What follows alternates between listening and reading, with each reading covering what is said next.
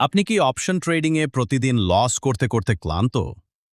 ইন্ডিকেটরটা অনেক ব্যবহার করলেন, কিন্তু কাজের কাজ কি কিছু হচ্ছে?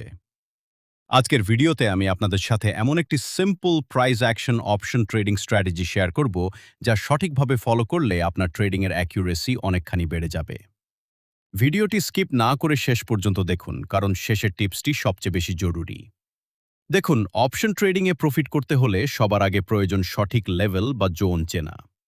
আমরা আজকে ব্যবহার করব সাপোর্ট এবং রেজিস্ট্যান্স, ব্রেকআউট এবং রিটেস্ট স্ট্র্যাটেজি। অধিকাংশ ট্রেডার ভুলটা কোথায় করেন জানেন? রেজিস্ট্যান্স ব্রেক করার সাথে হুজুগে কল অপশন কিনে ফেলেন। মার্কেট ঠিক তখনই একটা ফেক আউট তৈরি করে নিচের দিকে নেমে আসে এবং আপনার স্টপ লস হিট হয়ে যায়।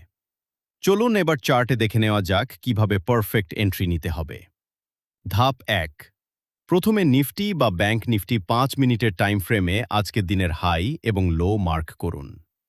ধাপ ২। মার্কেট যখন রেজিস্ট্যান্স লেভেল ব্রেক করে উপরে ক্লোজিং দেবে, তখন সাথে এন্ট্রি নেওয়া যাবে না। আমাদের অপেক্ষা করতে হবে রিটেস্টের জন্য। ধাপ ৩।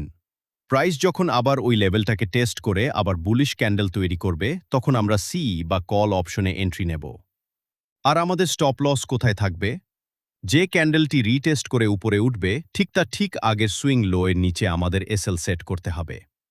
আর টার্গেট হবে পরবর্তী মেজর রেজিস্ট্যান্স পর্যন্ত।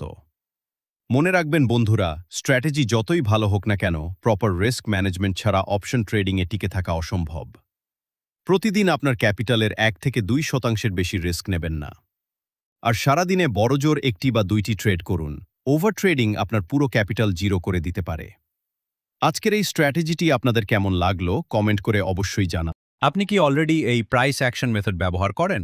সেটাও নিচে কমেন্ট করে জানাতে পারেন। ভিডিওটি ভালো লাগলে লাইক করুন এবং এমন আরও ইনফরমেটিভ ট্রেডিং ভিডিও পেতে চ্যানেলটি সাবস্ক্রাইব করে পাশে থাকুন।